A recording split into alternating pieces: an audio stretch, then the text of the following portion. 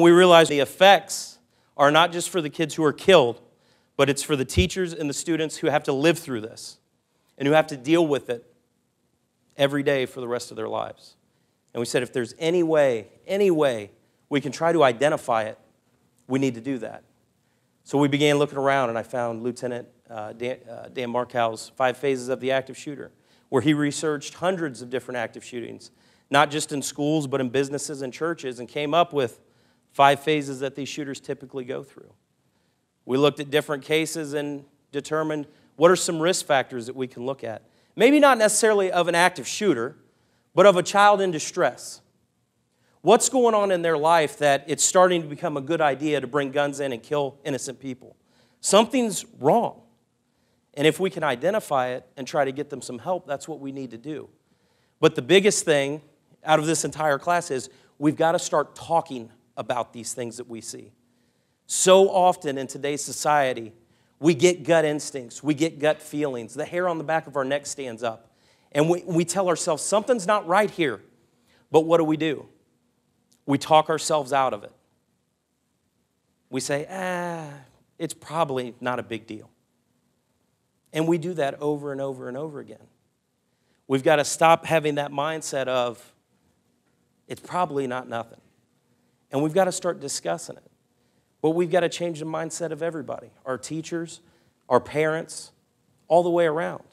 Because in most of these cases that we'll talk about today, the parents knew something was wrong, but they didn't want to communicate that to anybody. Why didn't they want to communicate it to anybody? No matter what's going on, what is this kid? It's their baby. And that you don't want to think something that horrible about your baby, right? But we've got to get them to understand that by communicating, we want you to communicate so we can try to help before it gets to a point like this. Because if it gets to a point like this, it's never going to end well for your baby. So we need to try to do whatever we can to try to get the student the help they need. And in turn, by communicating, what else are we doing? We're talking about the incident. The teachers are aware of it. Law enforcement is aware of it. The parents are aware of it. People in the mental health community are aware of it.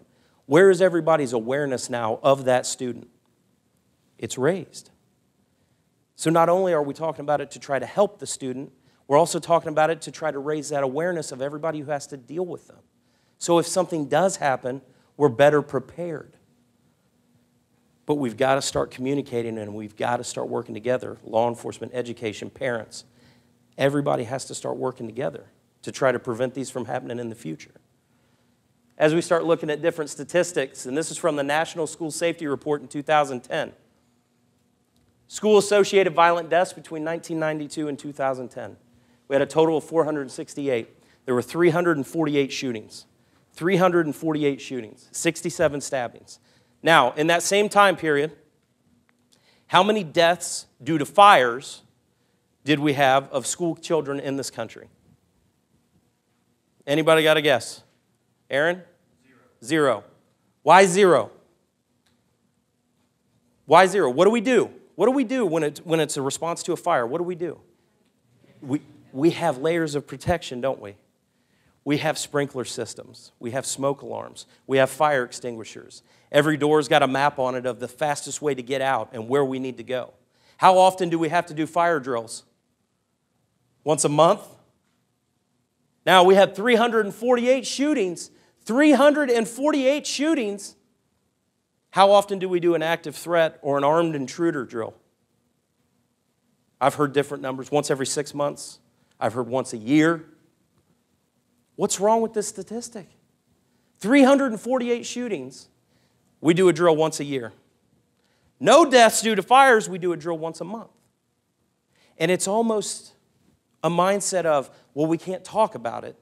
We don't want to talk about it because if we talk about it, we're acknowledging it might happen here. No, we do fire drills every month. Fire marshal comes in. They do inspections. We check our fire extinguishers. We do all things. Is that because we're paranoid that our kids are going to die in a fire? No. It's because we're prepared for that if it happens. And we need to get to the same layers of protection against shooting incidents, against armed intruders, against active shooters for our kids that we have against fires right now. But we've got to change the mindset. 3 human responses and sources to stress. This is what your body will do when confronted with stress. One of 3 things. We're going to fight, we're going to flight, or we're going to freeze.